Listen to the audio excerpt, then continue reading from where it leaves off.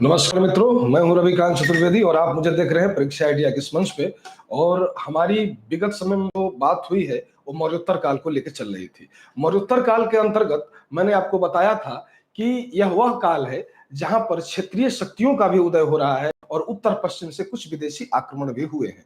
देखिए, इस क्रम में हम लोगों ने कल क्षेत्रीय शक्तियों को जाना था कि क्षेत्रीय शक्तियां कौन है। तो हमने आपसे कुछ ब्राह्मण राजवंशों का परिचय कराया था, जिसमें हमने बात की थी कि कौन है शुंग, कौन है कर्ण या सातवाहन। और मैंने बताया था कि सातवाहन वह साम्राज्य है जो भारतीय भूमि पर सर्वाधिक समय तक राज्य करने वाला है, लगभग 300 वर्षों तक। यानी हम मानते हैं कि मौर्यों की सीमा सबसे बड़ी है। और राज्यकाल की बात आए कि सबसे अधिक शासन किसने किया, तो हम कहते हैं कि सातवाहनों ने लगभग 300 वर्षों तक शासन किया। अब बात हो रही है उत्तर पश्चिम से आने वाले विदेशी आक्रमणों की, यानी कि हम विदेशी आक्रमण की यहां से हम शुरुआत करते हैं कि विदेशी आक्रमण इस समय हुए तो किस तरीके के थे, ये कौन लोग थे। तो सबसे पहले इसमें हम बात करेंगे हिंद यवन शासकों की। हिंद यवन, इसमें सबसे पहली बात हिंद यवन शासकों की जाएगी, यानी कि मौर्योत्तर काल में यूनानी भारत में या बैक्ट्रिया से क्या किए, भारत आए। यानी कि कह सकते हैं कि जो हिंद यूनानी भारत में आए वो कहां के मूल निवासी हैं, तो कहेंगे बैक्ट्रिया के मूल निवासी हैं। कहां के रहने वाले हैं, बैक्ट्रिया। ठीक, फिर इसमें हम देखते हैं कि ये जो हिंद यूनानी या हिंद यवन आए भारत में, इनका एक राजवंश है। यानी कि जो सबसे पहला जो फर्स्ट राजवंश है जिसको हमें पढ़ना है वो कौन है, तो यूथिडेमस। क्या नाम है, यूथिडेमस। ये है यूथिडेमस वंश। इसी के अंतर्गत यहां से हम अपनी रफ्तार शुरू करेंगे। यानी सबसे पहले बात हिंद यवन की करेंगे, फिर शकों की करेंगे, फिर कुषाण की करेंगे, फिर पार्थिव या पहलों की भी बात करेंगे। यानी लगभग 4 तरीके के आक्रमणकारियों को मैं एक के बाद एक आपको लेके चलता चलूंगा, उनसे परिचित कराता चलूंगा। परीक्षा में इनके जो विशेष कार्य है, इनके राजवंश या उनसे राजनीतिक चीजों से नहीं पूछा गया है, बल्कि इनके आने के बाद भारत में किस प्रकार की स्थिति उत्पन्न हुई उससे। यानी कि कला और संस्कृति पे इनका क्या प्रभाव है, साहित्य पे क्या प्रभाव है, किस तरीके के धर्म को ये पोषक हैं, उनसे ज्यादा कमीशन ने सवाल किया है। तो इस क्रम में हम देखते हैं कि यूथिडेमस वंश कौन है। तो हम जानते हैं कि यूथिडेमस वंश का संस्थापक स्वयं यूथिडेमस था। यानी इस वंश का संस्थापक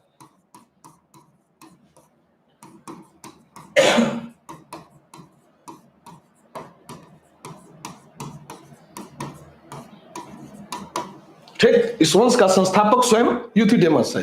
फिर अब हम आगे बढ़ते हैं तो हम पाते हैं कि यूथिडेमस की मृत्यु हो गई और उसके मृत्यु के बाद डेमेट्रियस बैक्ट्रिया का शासक बन गया। यानी कि इसके मृत्यु के बाद यहां पे इसकी इतनी ही उपयोगिता है कि हिंद यवन शासकों को एकजुट करने वाला जो व्यक्ति है वो यूथिडेमस है, जो भारत में क्या करता है, अपने साम्राज्य का निर्माण करता है। और यह जैसे ही मृत्यु को प्राप्त होता है तो उसकी जगह एक अलग शासक यानी डेमेट्रियस नाम का व्यक्ति क्या करता है, बैक्ट्रिया का शासक बन जाता है। तो यहां लिखेंगे कि इसकी मृत्यु के बाद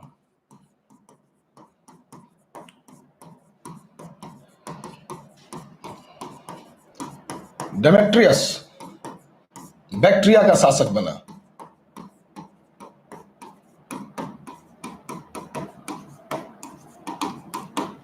ठीक है, अभी हम पीपीटी पे नहीं चल रहे हैं, अभी हम सामान्य समझ लेते हैं, उसके बाद पीपीटी को हम एक क्रम वाइज में लेते हुए चलेंगे। क्योंकि राजवंश हैं, छोटे छोटे राजवंश हैं, उनको एक क्रमानुसार देख लेते हैं, फिर उसके बाद सीधा पीपीटी पे चल के उनके जो बड़े बड़े तथ्य हैं उनसे भी हम परिचित हो लेंगे। अब यहां से शुरू करते हैं डेमेट्रियस का इतिहास कि डेमेट्रियस कौन है। तो डेमेट्रियस बैक्ट्रिया का पहला संप्रभुता संपन्न शासक है। कौन, डेमेट्रियस। तो लिखेंगे डेमेट्रियस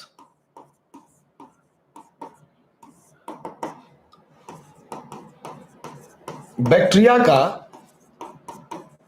प्रथम प्रभुता संपन्न शासक। अब इनके बारे में छोटी छोटी ही जानकारी। अब यहां पे लिखा है प्रथम प्रभुता संपन्न।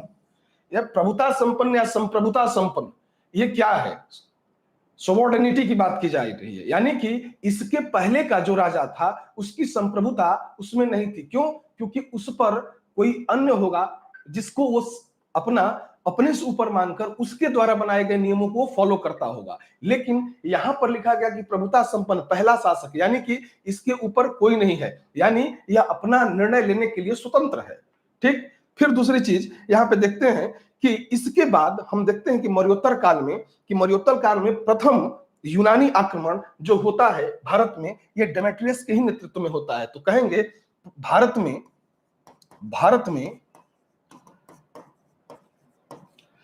प्रथम यूनानी आक्रमण इसी के नेतृत्व में। तो आप समझ सकते हैं कि अगर आपसे पूछा जाए कि पहला जो हिंद यवन आक्रमण हुआ है वो किसके नेतृत्व में हुआ है, तो सबसे पहली चीज ध्यान रखनी है कि डेमेट्रियस वो शासक है जिसके अधीन रहते हुए लोगों ने, यानी हिंद यवन शासकों ने क्या किया, भारत पे हमला किया या भारत के क्षेत्रों को अपने कब्जे में लिया। अब इनके बाद जो हिंद एवं शासकों में सबसे ज्यादा महत्वपूर्ण है, जो बार बार परीक्षा का विषय बन जाता है, नाम है मिनांडर, यानी कि मिनांडर की बात करेंगे, यानी डेमेट्रियस के बाद मिनांडर की बात करते हैं। वैसे मिनांडर का एक परिचय है कि मिनांडर है कौन, तो हम देखते हैं कि मिनांडर डेमेट्रियस का सेनापति है और उसका दामाद भी है, यानी कि सेनापति होने के साथ साथ दामाद भी है। दूसरी चीज, बौद्ध ग्रंथ मिलिंद पन्हो, बौद्ध ग्रंथ जो मिलिंद पन्हो है वो राजा मिलिंद यानी कि मिनांडर, भारतीय आख्यानों में मिनांडर को मिलिंद कहकर संबोधित किया गया। यह पहला हिंद एवं शासक था जो कि क्या हुआ, बौद्ध धर्म में दीक्षित होता हुआ नजर आता है। तो इसको हटाते हैं, जरा सीधा हम मिनांडर पे आ जाते हैं।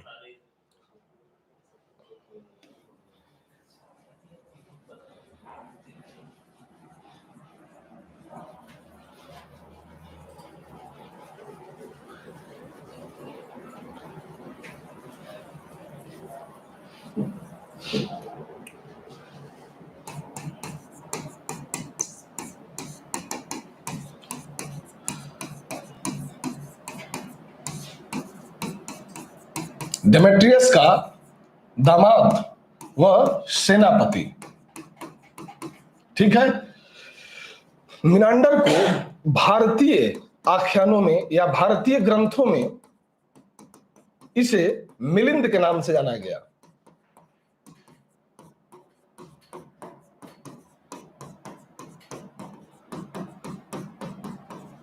मिलिंद के नाम से जाना गया। फिर हम देखते हैं कि मिलिंद से आपको ध्यान होगा कि एक पुस्तक है जिसको हम कहते हैं मिलिंद पन्हो, बार बार पूछी जाती है। कौन सी? मिलिंद पन्हो। यह नागसेन के द्वारा लिखी गई है और इसमें राजा मिनांडर और नागसेन का बृहद दार्शनिक वार्तालाप प्रदर्शित कराया गया है। साथ ही हम पाते हैं कि मिनांडर पहला यूनानी शासक था जिसने भारत में आकर बौद्ध धर्म में को ग्रहण किया या बौद्ध धर्म में दीक्षा लिया। ठीक, तो यहां लिख लेंगे प्रथम यूनानी शासक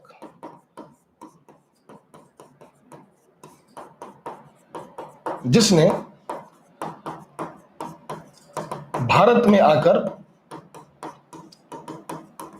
बौद्ध धर्म को या बौद्ध धर्म में दीक्षा लिया या बौद्ध धर्म को ग्रहण किया।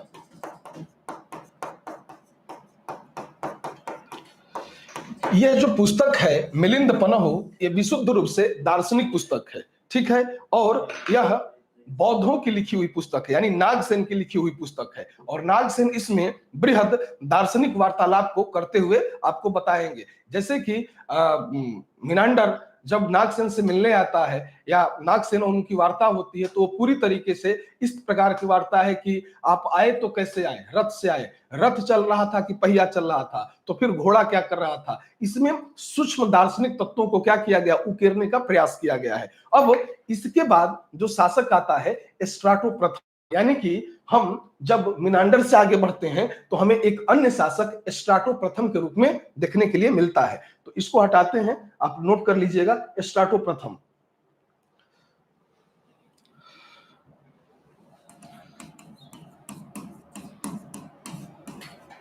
स्ट्राटो प्रथम। अब सवाल ये उठता है कि ये स्ट्राटो प्रथम कौन है? तो हम कहते हैं कि मिनांडर की मृत्यु के बाद स्ट्राटो प्रथम शासक बना, और इसकी मुद्राएं, स्ट्राटो प्रथम की मुद्राएं कहां से मिली? मथुरा से मिली। जहां से जिस शासक की मुद्रा मिलती है, या हम मान लेते हैं कि वह राज्य क्या होगा, उसके अधीन रहा होगा, या वो राज्य उसके अधीन रहा होगा, या उसके साथ। ठीक है, तो पहला ही चीज लिखते हैं, मिनांडर।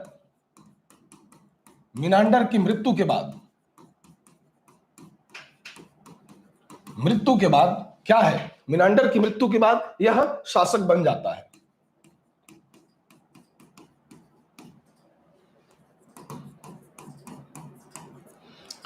तथा इसकी मुद्रा, इसकी मुद्रा मथुरा से प्राप्त है। मथुरा से प्राप्त है। अगर मथुरा से इसकी मुद्रा प्राप्त हुई है, तो जाहिर सी बात है कि अगर इसकी मुद्रा मथुरा से मिली है, तो मथुरा इसके अधीनस्थ क्षेत्र में रहा होगा, या मथुरा पे इसका आधिपत्य रहा होगा। यह इस बात की भी सूचना देता है। अब इस वंश का अंतिम जो ज्ञात शासक है, उसको कहते हैं हिप्पोस्ट्रेटस। यानी कि यहां से हम कह पढ़ रहे थे क्या? यूथिडेमस वंश। तो यूथिडेमस वंश का अंतिम शासक तो कहेंगे हिप्पोस्ट्रेट, यानी कि हिप्पोस्ट्रेट इस वंश का अंतिम शासक था। इस वंश का अंतिम शासक।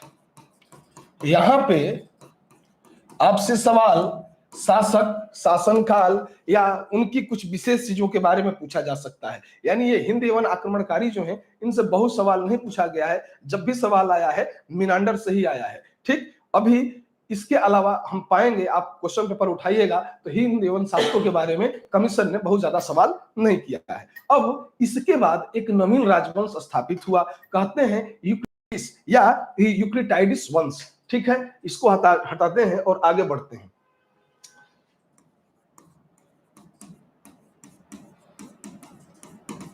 यूक्लिटाइडिस वंश, ठीक है, यूक्लिटाइडिस वंश। ठीक है, तो यूक्लिटाइडिस वंश क्या है? तो हम कहते हैं 167 ईस्वी पूर्व, यानी 167 ईस्वी पूर्व में एंटियालकिड्स चतुर्थ का ये सेनापति था। कौन? यूक्लिटाइडिस। और इसने क्या किया था? बैक्ट्रिया में विद्रोह किया, और इसने यूक्लिटाइडिस वंश की स्थापना कर डाली। तो सबसे पहले हम यह जानेंगे कि यह किसके अधीन था।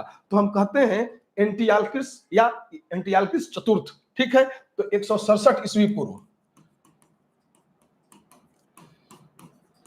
बैक्ट्रिया का शासक है। कौन? तो कहेंगे एंटीयोकस चतुर्थ। एंटीयोकस चतुर्थ, और इसका ये सेनापति है।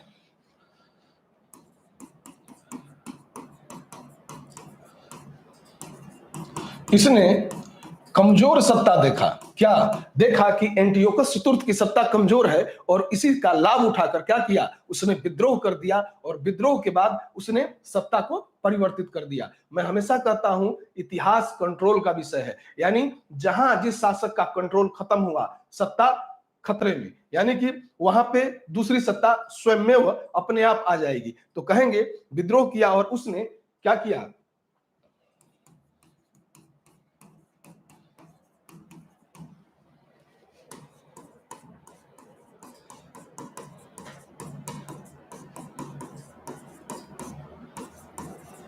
यूक्रेटाइडिस, यूक्रेटाइडिस वंश की स्थापना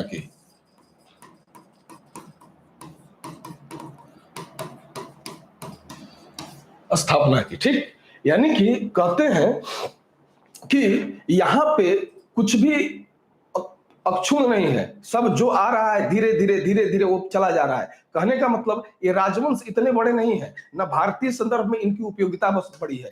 बस परीक्षा के लिहाज से इन्हें हम बस थोड़ा बहुत ध्यान कर लेते हैं कि इस वंश के बाद कौन आ रहा है, उसे कौन रिप्लेस कर रहा है। और खासकर हमारे लिए महत्वपूर्ण यहां वह होगा जो भारतीय संदर्भ में या भारतीय क्षेत्र को प्रभावित करता है। अब मिनांडर ही क्यों पूछा गया बार बार? क्योंकि मिनांडर पहला शासक है जो क्या कर रहा है? भारत में आ रहा है और बौद्ध धर्म में दीक्षा ले रहा है। साथ ही उस पर लिखी गई एक पुस्तक है जिसे हम कहते हैं मिलिंद पन्हो, और मिलिंद पन्हो किसके द्वारा लिखी गई? नागसेन के द्वारा लिखी गई। लेकिन आपने यूक्रेटाइडिस वंश को आपने नहीं सुना होगा। आप 20 साल का पेपर उठा के देखिए, आप देखेंगे कि इन वंशों का कोई जिक्र नहीं किया गया है, ना ही कमीशन ने पूछा है। हाँ, सिलेबस में है इसलिए हमको पढ़ना होता है, क्या पता कब मुड़ घूम जाए और सिलेबस में पूछ लिया जाए।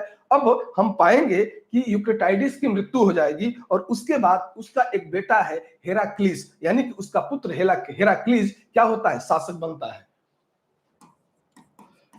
इसकी मृत्यु के बाद हेराक्लीस शासक बना, ठीक है, शासक बना, ठीक है। अब आगे बढ़ते हैं तो कुछ चीजें पाते हैं, जैसे एंटियालकिड्स। अब अगला जो शासक है वो कौन है? एंटियालकिड्स। एंटियालकिड्स क्या है? तो हम कहेंगे कि एंटियालकिड्स यह वह शासक है, या इसने ही क्या किया था? हम पाएंगे कि हेलियोडोरस को आपने सुना होगा कि हेलियोडोरस को अपना राजदूत बनाकर क्या करता है? भारत भेजता है, और वहां पर ये आता है किसके दरबार में? तो हम पाते हैं शुंग शासक है भागभद्र, उसके दरबार में आता है और विदिशा या बेसनगर में गरुड़ स्तंभ की स्थापना करता हुआ देखा जाता है। तो हम कहेंगे कि इसके बाद जो शासक आया, यानी कि जो शासक बना, थोड़ा सा यहाँ पे हेराक्लीस को भी देख लेते हैं कि हेराक्लीस की क्या उपयोगिता है, ठीक है। उसके बाद उसको देखते हैं हेराक्लीस, ठीक है।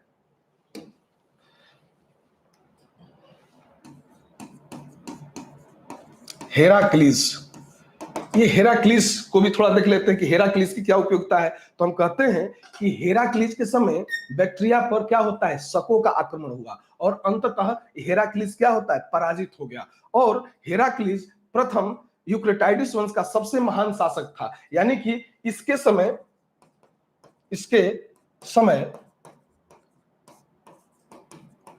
बैक्ट्रिया पर शकों का आक्रमण हुआ।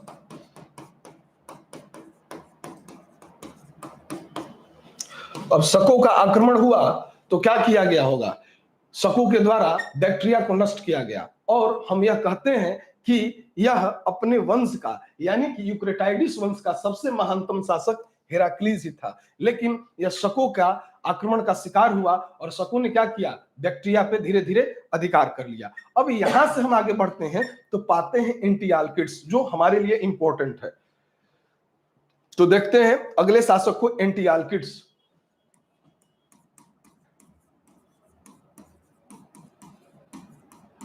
एंटियालकिड्स ये इंपॉर्टेंट क्यों है? तो कहते हैं इसने हेलियोडोरस को अपना राजदूत बनाकर भारत भेजा। इसने हेलियोडोरस को अपना राजदूत बनाकर भारत भेजा। अब ये जब राजदूत बनकर भारत आया तो ये किसी के दरबार में आया होगा। तो हम पाते हैं कि उस समय भारत में शुंग राजवंश का शासक, क्या नाम है? भागभद्र, ठीक है। तो ये भागभद्र से क्या करता है? अनुमति लेने आता है, क्या कि वो क्या कर सके? एक गरुड़ स्तंभ की स्थापना करे। कहां? तो कहेंगे बेसनगर या विदिशा में, यानी कि भागभद्र से एक अनुमति लेता है और वहां पर भगवान विष्णु या भागवत धर्म के सम्मान में एक गरुड़ स्तंभ की स्थापना करता है। यानी कह सकते हैं कि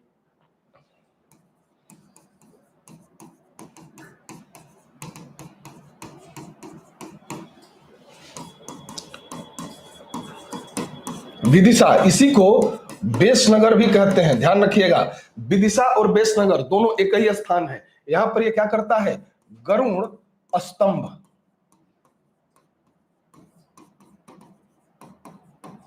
की स्थापना करता है, ठीक है, गरुड़ स्तंभ की स्थापना। और ये गरुड़ स्तंभ किसके सम्मान में? भागवत धर्म के सम्मान में, और धर्म के सम्मान विष्णु, ठीक है। यहां पर देखेंगे कि यहां पर जो एंटियाल्किड्स है, इसने क्या किया, अपना एक राजदूत हेलियोडोरस को क्या करता है, बना के भारत भेजता है। भारत वो आता है किसके दरबार में, तो शुंग वंश का एक शासक है भागभद्र, उसके दरबार में आता है और यहां पर आकर क्या करता है, वो विदिशा या बेसनगर में गरुड़ स्तंभ की स्थापना करता है। इसीलिए यह इतिहास में जाना भी गया है। कौन ये। अब इस वंश का जो अंतिम ज्ञात शासक है, यानी कह सकते हैं कि एंटियाल्किड्स वंश का अंतिम ज्ञात शासक, आपसे हो सकता है कि पूछ लिया जाए कि अंतिम ज्ञात शासक कौन था, तो उसका नाम था हर्मयूज। क्या नाम है, तो लिखेंगे इस वंश का अंतिम ज्ञात शासक, अंतिम ज्ञात शासक।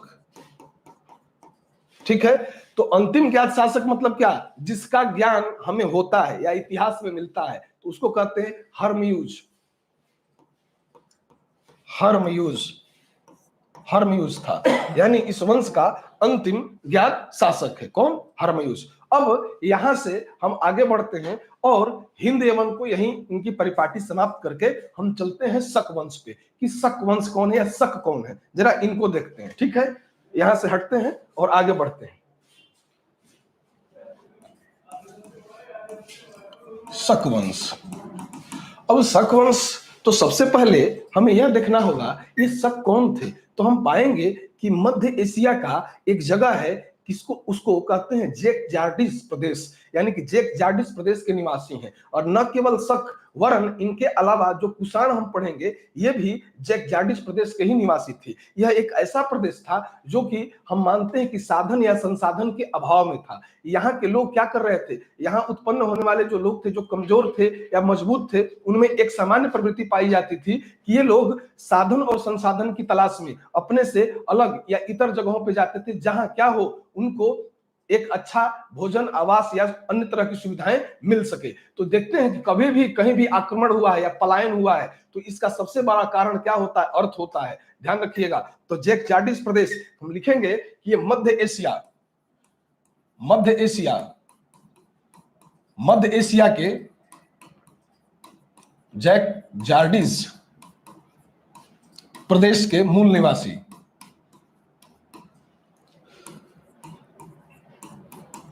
मूल निवासी। ठीक है, इसको हम बताएंगे। ठीक है, फिर अब इससे हम आगे बढ़ते हैं तो क्या पाएंगे कि चीनी ग्रंथों में इनके लिए एक विशेष नाम प्रयोग किया गया। क्या, शकों के लिए सही नाम दिया गया है। तो लिखेंगे चीनी ग्रंथों में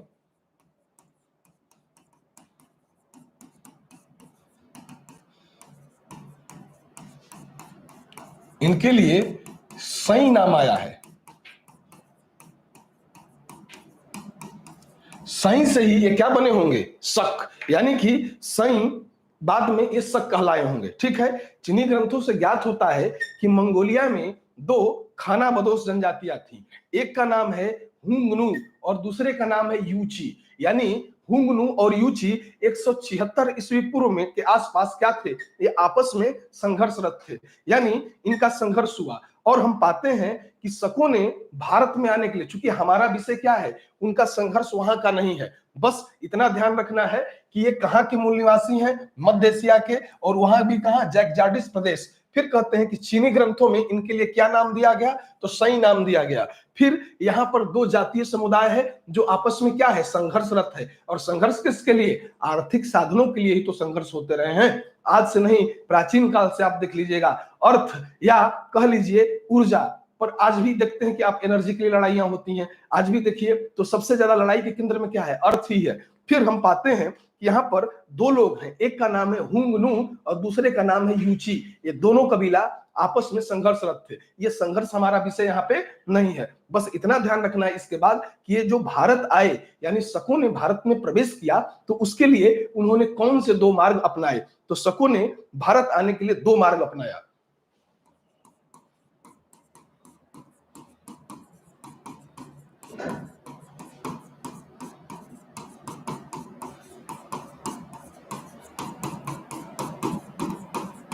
और ये दो मार्ग अपनाया, तो ये दो मार्ग कौन है भाई, तो पहला मार्ग सिंधु नदी मार्ग है।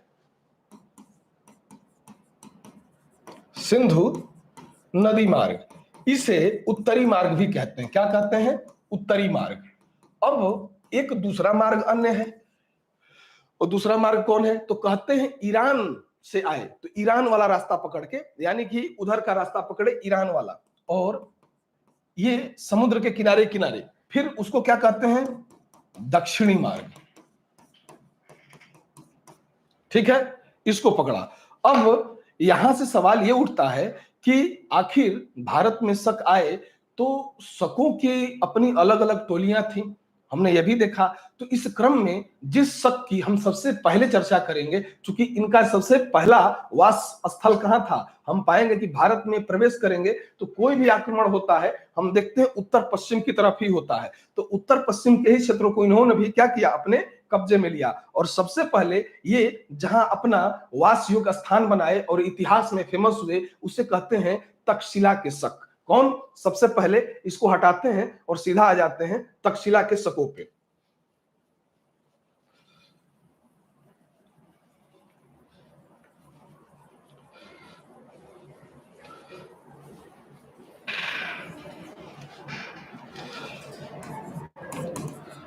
तक्षशिला के शक, तक्षशिला के शक। अब जरा इनके बारे में जानते हैं कि भाई तक्षशिला के शक कौन है। तो यहां से भारतीय इतिहास में यह ज्ञात होता है कि यहाँ पहला जो शासक था उसका नाम मोग या मावेज के रूप में मिलता है। यहाँ का प्रथम शासक मोग या मावेज प्रथम शासक है। ठीक, जहां तक्षशिला के शकों की जो प्रथम टोली है, कहते हैं यह भारत में प्रथम शक शासक था, या भारत में प्रथम शक विजेता के रूप में जाना गया।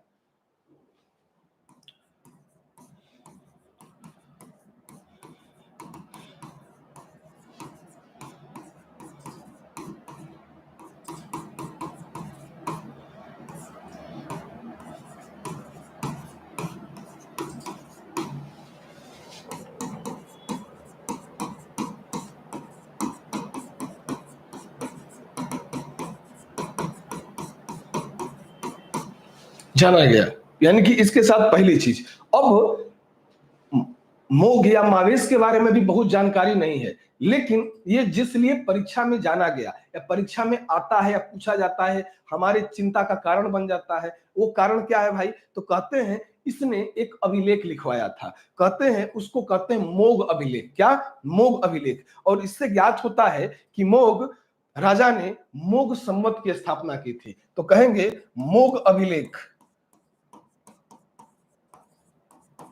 मोग अभिलेख। अब इससे पता चलता है,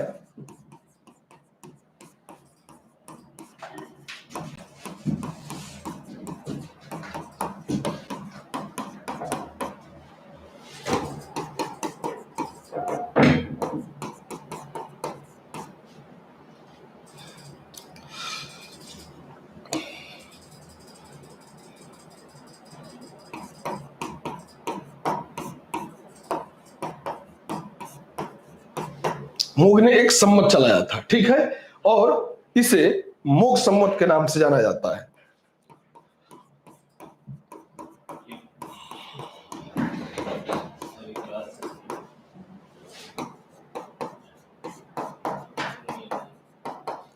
जाना जाता है, ठीक है। यानी कि इसकी भूमिका इतनी है कि प्रथम शक शासक है या प्रथम शक राजा है भारत में तक्षशिला टोली का, और यह प्रथम शासक है जिसने क्या किया, शक ने, जिसने भारत में राज्य स्थापित किया, शकों का राज्य। और उसके बाद कहां से पता चलती है? तो मोग अभिलेख से। और उसमें यह भी कहा गया कि इसने मोग संवत की शुरुआत की थी। तो ध्यान रखिएगा, कभी भी पूछ ले कि मोग संवत का संबंध किस आक्रमणकारियों से है या किन से है, तो या किन विदेशी शासकों से है, तो उसका संबंध शक शासकों से है या तक्षशिला के शक शासकों से है। अब यहां से एक अन्य राजवंश शुरू होता है जिसको कहते हैं क्षहरात वंश। यानी कह सकते हैं कि क्षहरात वंश की स्थापना एक भूमक नामक व्यक्ति से होती है। यानी कि इस वंश का पहला महत्वपूर्ण शासक जो था क्षहरात वंश का, वो कौन है? भूमक है। यानी यहां पर हमने शक की पहली जानकारी तक्षशिला के शक की दी, और वहीं से एक नवीन राजवंश शुरू होता है जिसको कहते हैं क्षहरात वंश। यानी हम बात करते हैं अब क्षहरात वंश की, कि कौन है ये।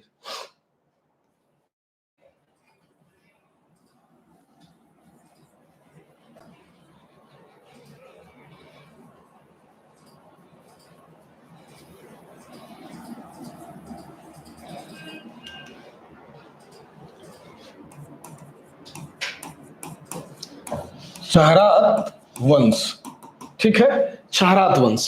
तो क्षहरात वंश क्या है? तो कहते हैं इस वंश का पहला महत्वपूर्ण शासक भूमक।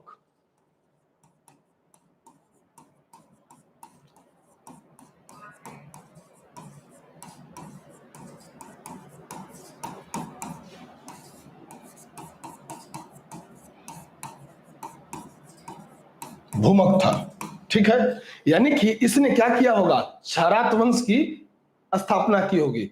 इसकी केवल मुद्राएं ही प्राप्त हैं।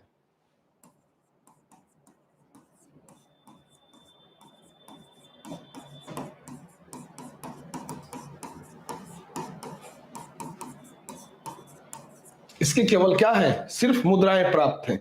फिर इसकी जो मुद्राएं हैं उसमें इसे क्षत्रप कहकर संबोधित किया गया, या क्षत्रप की उपाधि से क्या किया? संबोधित किया गया है।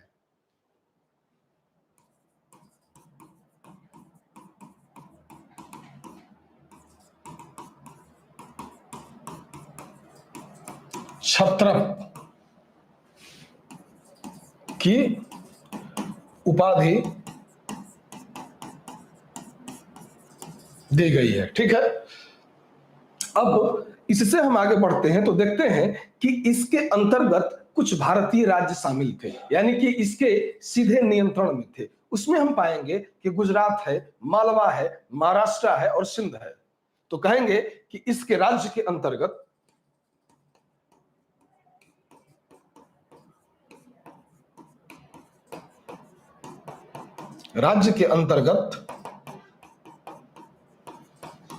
गुजरात, मालवा यानी कुछ एमपी वाला हिस्सा, फिर महाराष्ट्र और सिंध, वह सिंध इसके सीधे नियंत्रण में थे। यानी कह सकते हैं कि क्षहरात वंश का जो पहला शासक भूमक है उसकी जानकारी उसके सिक्कों से मिलती है। और हम जब इतिहास को टटोलते हैं तो हम पाते हैं कि भारत के कुछ राज्य इसके सीधे नियंत्रण में थे, जिसके अंतर्गत हम महाराष्ट्र, गुजरात, मालवा या हम सिंध को इसके अंतर्गत रख सकते हैं। अब इससे आगे चलते हैं तो एक अन्य शासक, यानी इसी राजवंश में, क्षहरात वंश में एक अन्य शासक है जिसे कहते हैं नहपान। क्या है? नहपान। इसे हटाते हैं जरा, हम आ जाते हैं इसके सेकंड शासक नहपान पे।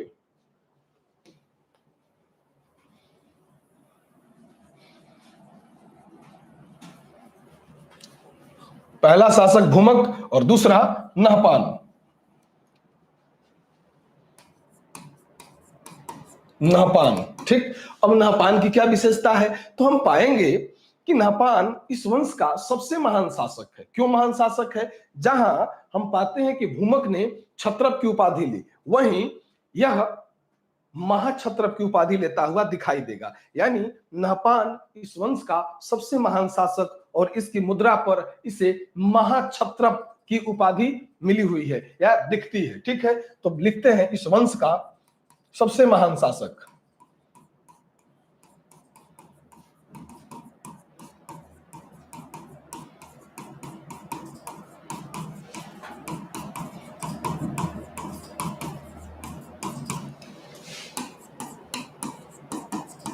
इसकी उपाधि महाक्षत्रप, महाक्षत्रप अंकित है। महाक्षत्रप अंकित है, ठीक है। अब इससे हम आगे बढ़ते हैं तो इसके बारे में हमें जो जानकारी मिलती है, एक पुस्तक है पेरिप्लस ऑफ द एरिथन। हम जानते हैं कि इस पुस्तक यह है तो बड़ी भारतीय पृष्ठभूमि के हिसाब से, अगर ऐतिहासिक दृष्टिकोण से देखें तो बहुत महत्वपूर्ण पुस्तक है पेरिप्लस ऑफ द एरिथन। लेकिन इसका कोई लेखक नहीं है, यानी कि अज्ञात लेखक के द्वारा लिखा गया है। कोई ना कोई तो लेखक होगा ही, लेकिन उस लेखक का ज्ञान नहीं है, या अभी तक इतिहास में उसका नाम नहीं मिला है। तो हम पाते हैं कि यह ग्रंथ कहती है कि नहपान को यूनानी भाषा में मेम्ब्रस नाम से संबोधित किया गया, यानी कि पेरिप्लस ऑफ द एरिथन।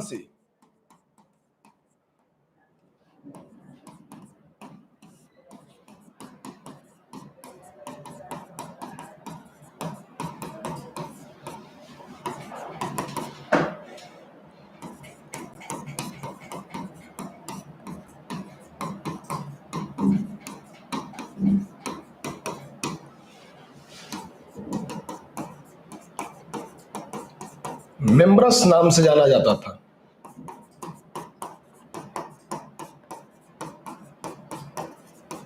मेम्ब्रस नाम से जाना गया।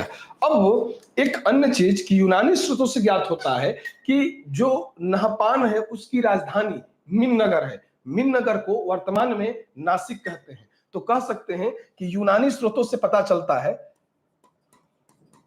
यूनानी स्रोतों से पता चलता है कि इसकी राजधानी मिन्नगर मिन्नगर थी। और मिन्नगर मतलब नासिक, ध्यान रखिएगा। अब जैसे हमने कहा था कि यूनानी स्रोतों में पाटलिपुत्र के लिए नाम क्या आया है? पालीप्रोथा। उसी तरीके से नासिक के लिए नाम आया क्या? मिन्नगर। तो ध्यान रखिएगा, मिन्नगर किसके लिए आया है? तो कहेंगे नासिक के लिए। या कभी पूछ ले कि यूनानी स्रोतों में मिन्नगर नाम किस भारतीय नगर से तादात्म्य रखता है, तो ध्यान रखिएगा ये नासिक होगा। वर्तमान में नासिक कहां है? तो महाराष्ट्र में। इस चीज को हम जानते हैं। नहपान भारत का प्रथम राजा था जिसके सिक्कों पर 3 लिपियों में लेख मिले हैं। यहां लिख सकते हैं कि नहपान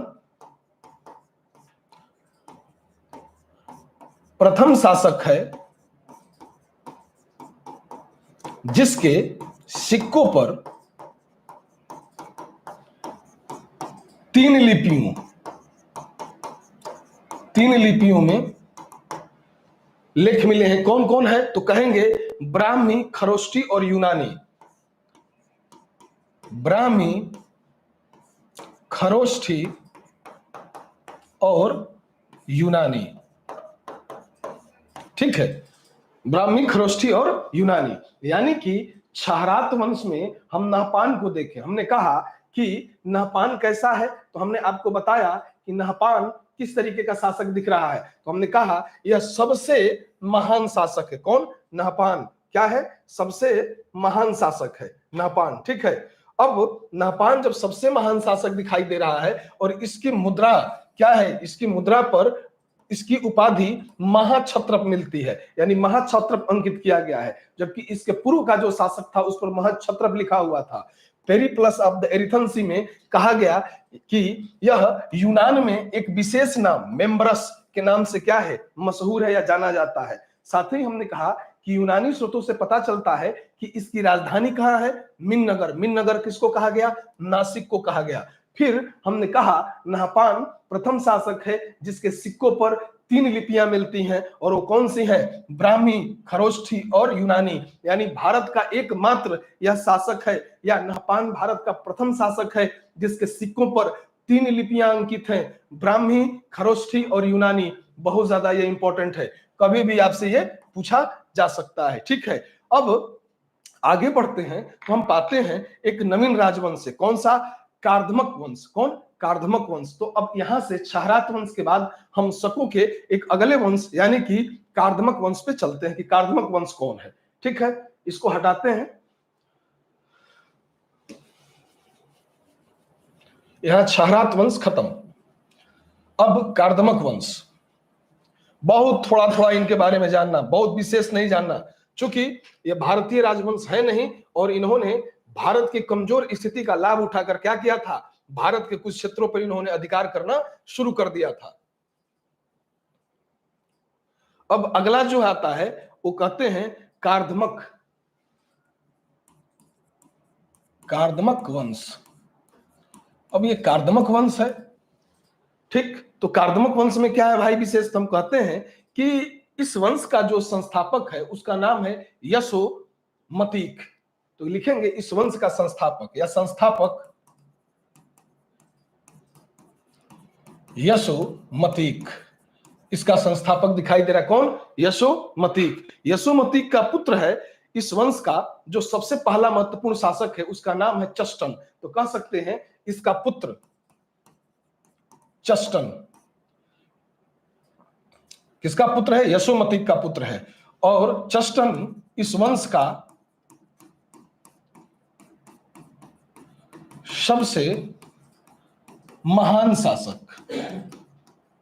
ठीक है, यानी कि कार्दमक वंश की स्थापना यशोमतिक ने किया और यशोमतिक के बाद उसका पुत्र चष्टन शासक बना, जो इस वंश का सबसे महान शासक है। फिर हम कहते हैं कि यहां पर चष्टन इस वंश का महत्वपूर्ण शासक इसलिए भी था कि इसने एक नवीन राजवंश की स्थापना कर डाली थी। कहा कि अब जो राजवंश कार्दमक वंश आएगा वो मेरे ही नाम पे आएगा। कहने का मतलब है कि इसने अपनी शक्तियां, जो संप्रभु शक्तियां थी, ये अपने अंदर रखा और यहां से चष्टन वंश की क्या किया, शुरुआत किया। इसलिए यदे कदे इसे चष्टन वंश भी कहा जाता है, चष्टन वंश के नाम से ही जाना जाता है।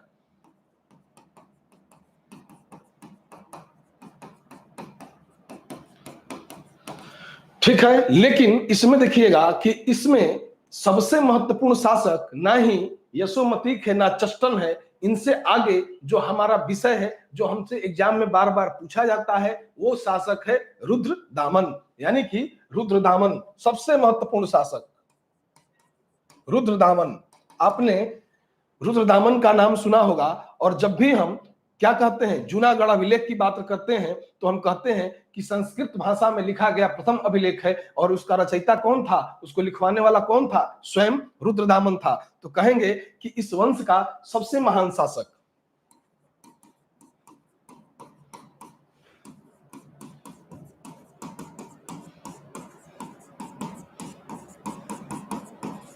महान शासक कौन, रुद्रदामन। और हम पाएंगे रुद्रदामन को कि क्या करता है, हम कहेंगे कि यह अपने दादा चष्टन के साथ मिलकर भारत में शासन प्रणाली को सीखता है। यानी रुद्रदामन बहुत अभी अल्प वयस्क था और तभी इसके पिता की मृत्यु हो गई। यानी यशोमतिक का पुत्र कौन है, चष्टन है, लेकिन चष्टन का जो प्रपौत्र है, यानी पुत्र का पुत्र है कौन, रुद्रदामन। तो पुत्र का पुत्र है और पुत्र क्या है, मृत्यु को प्राप्त हो गया है। तो चष्टन क्या करता है, अपने यानी अपने नाती या पोते को कहिए, क्या करता है कि शासन प्रणाली को सिखाना शुरू करता है। यानी राज्य एक ही है और राजा दो हैं, एक अल्पवयस्क है और एक प्रबुद्ध है। और यहीं पर शकों के द्वारा एक नवीन राज्य की प्रणाली शुरू की गई, जिसे कहते हैं द्विराज्य प्रणाली। यानी कि दादा चष्टन के साथ मिलकर जो शासन किया, इसी को द्वैध या द्वैराज्य शासन प्रणाली के नाम से जानते हैं। ठीक है,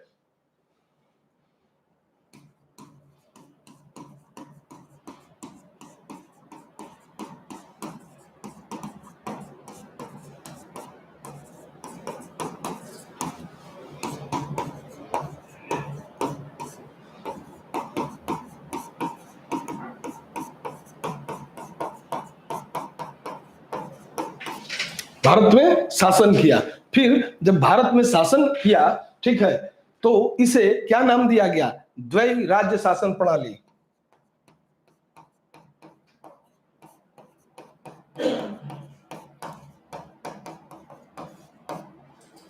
अब यहां पर क्या है, अब वो ऐसा मत सोचेगा, द्वैध शासन प्रणाली उस टाइप की नहीं है कि निजामत का अधिकार दूसरे के पास, दीवानी अधिकार दूसरे के पास। यहां पर हम देख रहे हैं कि राज्य एक ही है, क्षेत्र एक है, लेकिन राजा दो हैं। उसमें हम पाते हैं कि यहाँ पर एक विशेष चीज यह है कि चष्टन बहुत प्रबुद्ध शासक है, वहीं हम पाते हैं कि रुद्रदामन अल्पवयस्क है। लेकिन धीरे धीरे क्या हुआ होगा, वो भी अल्पवयस्क से वयस्क बना होगा। तो हम पाते हैं कि जितनी व्यस्क होने के बाद जो शासन प्रणाली शुरू किया, जो उसकी उपलब्धियां आई, वो हम पाते हैं कि रुद्रदामन के जूनागढ़ अभिलेख में इसने समस्त अपनी उपलब्धियों को अंकित करने का प्रयास किया। और कहते हैं कि ये जूनागढ़ अभिलेख संस्कृत भाषा में लिखा गया प्रथम अभिलेख है। कभी पूछे कि संस्कृत भाषा में लिखा गया प्रथम अभिलेख कौन, तो जूनागढ़ अभिलेख किसके द्वारा, रुद्रदामन के द्वारा। ठीक है, तो लिखते हैं इसकी समस्त उपलब्धियां,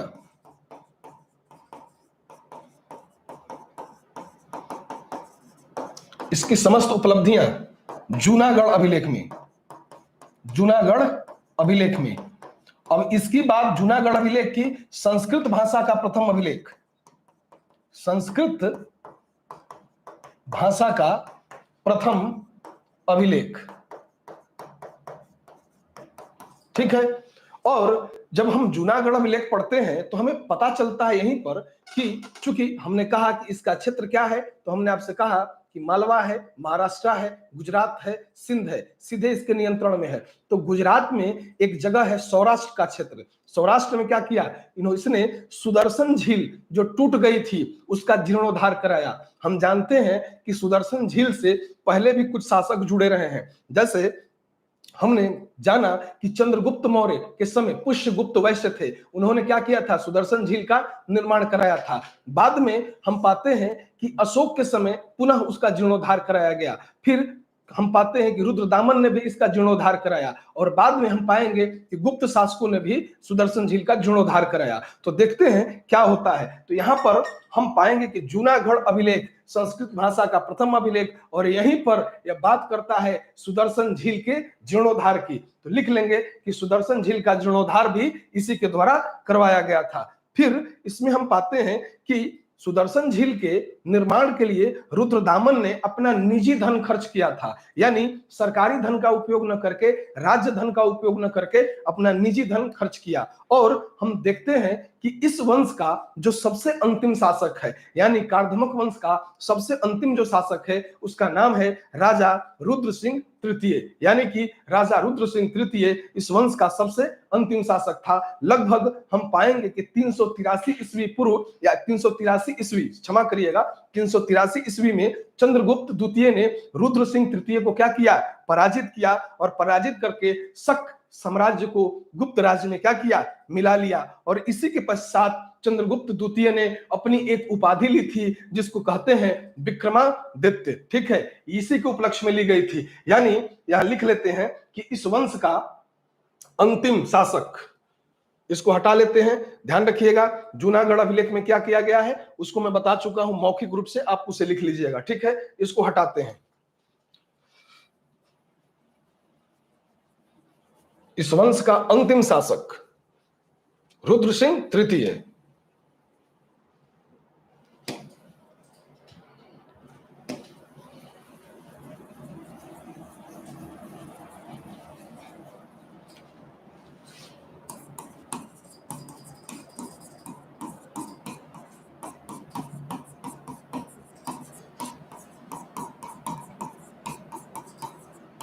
रुद्र सिंह तृतीय।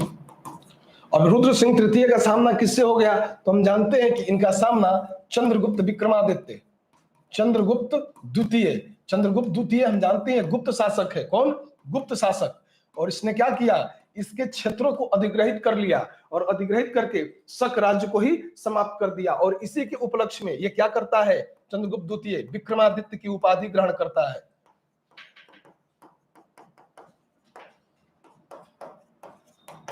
चंद्रगुप्त द्वितीय को एक अन्य उपाधि सकारी भी है, ध्यान रखिएगा, सकारी यानी शकों का उन्मूलन करने वाला।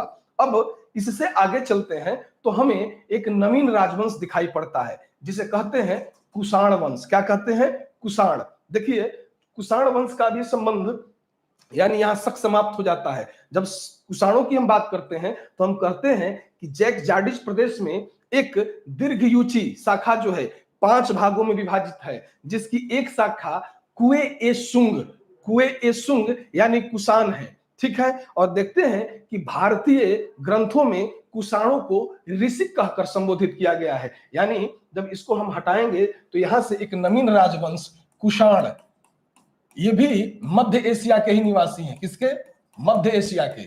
और इनका भी संबंध किससे है, जैक जार्डिस प्रदेश से है।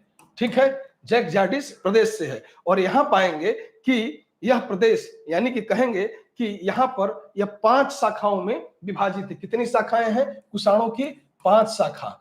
और इसमें एक जो शाखा है उसका नाम है कुए-ई-सुआंग। कुए-ई-सुआंग। अब कुए-ई-सुआंग को आप 5 बार 10 बार बोल के देखिएगा, यहीं से निकल के आएगा कुषाण। ठीक है, अब यहां पे देखते हैं कि भारतीय ग्रंथों में कुषाणों को क्या कहा गया, तो भारतीय ग्रंथों में कुषाणों को ऋषिक कहकर संबोधित किया गया है। भारतीय ग्रंथों में कुषाणों को ऋषिक कहकर संबोधित किया गया।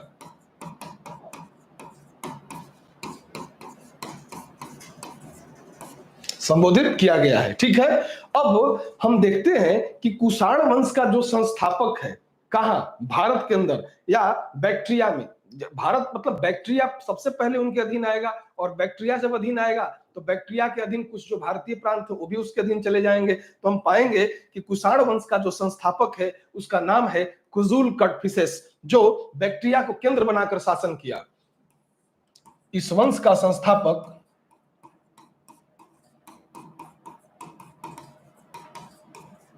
कुजुल कटफिसेस, कुजुल कटफिसेस, जिसने बैक्ट्रिया को केंद्र बनाया, बैक्ट्रिया को केंद्र बनाया। ठीक है, क्या करता है, बैक्ट्रिया को केंद्र बनाता है। अब इसके बाद एक अन्य शासक आता है जिसको कहते हैं हम क्या, बीम कटफिसेस। क्या, बीम कटफिसेस। यहां से शुरू होता है एक अन्य शासक जिसे कहते हैं कुजुल कटफिसेस के बाद बीम कटफिसेस। अब बीम कटफिसेस ने शासन प्रणाली शुरू की। हम पाते हैं बीम कटफिसेस को कि बीम कटफिसेस कुषाण वंश का पहला शासक था जिसने भारतीय क्षेत्रों में खासकर गांधार, पंजाब और मथुरा पर विजय प्राप्त की। तो लिखेंगे यह प्रथम शासक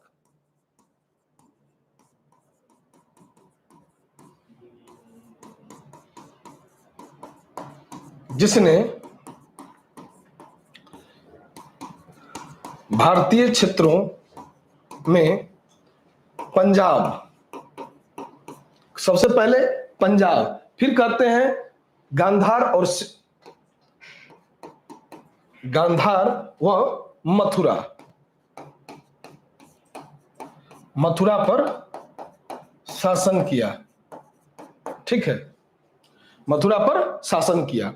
ठीक, अब यहां से हम पाएंगे एक नया परिवर्तन। हम देखेंगे कि बीम कटफिसेस पहला भारतीय शासक है या पहला कुषाण भारतीय शासक है जिसने सोने की मुद्रा, शुद्ध सोने के सिक्कों को क्या किया, ये प्रचलन में ले आया। और हम पाते हैं कि इसके तांबे के सिक्कों पर एक तरफ शिव है, नंदी है, त्रिशूल का अंकन किया गया है और दूसरी तरफ माहेश्वर शब्द को लिखा गया है। इससे पता चलता है कि आरंभिक जो कुषाण शासक हैं वो शैव धर्मानुयायी या शैव मतावलंबी दिखाई पड़ते हैं। तो कह सकते हैं बीम कटफिसेस भारत पर कुषाणों का संस्थापक।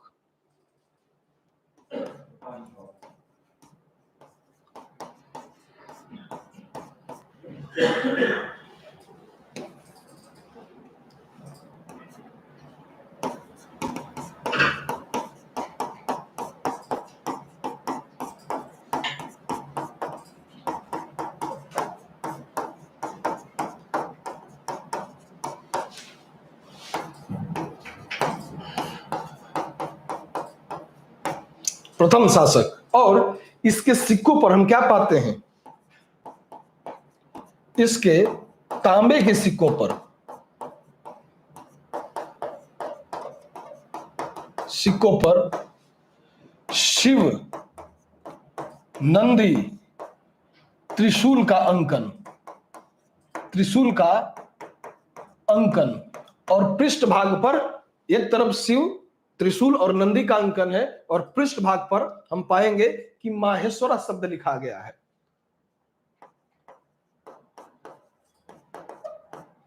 पृष्ठ पर, अब नीचे जगह नहीं है तो थोड़ा ऊपर हम ले लेते हैं कि माहेश्वरा, माहेश्वरा शब्द लिखा गया है। अब माहेश्वरा शब्द लिखा गया तो इससे तो ये पता चला कि आरंभिक जो कुषाण थे, यानी आरंभिक कुषाण शासक जो भारत में आए, ये क्या थे, शैव थे। आरंभिक कुषाण शासक क्या दिखाई देंगे, शैव धर्मानुयायी। ठीक है, शैव धर्मानुयायी दिखाई पड़ते हैं। ठीक, अब इससे आगे हम बढ़ेंगे तो हम ये कह सकते हैं कि यह वह शासक था जिसने सबसे पहले, लिख लीजिएगा, कि सबसे पहले शुद्ध स्वर्ण सिक्कों को निर्गत किया या चलाया। अब इसके बाद हम शुरू करेंगे, कनिष्क की बात करेंगे कि कनिष्क कौन है या कनिष्क किस तरीके का शासक है, यानी बात करेंगे कनिष्क की, और वो करेंगे इसकी अगली क्लास में। ठीक है, हम यहीं पे अपनी क्लास को विराम देते हैं और अगली क्लास में हम कनिष्क की बात करेंगे। ठीक है, बहुत बहुत धन्यवाद आप लोगों का। ठीक है, जो इतनी इत्मीनान से सुनते रहे। ठीक है।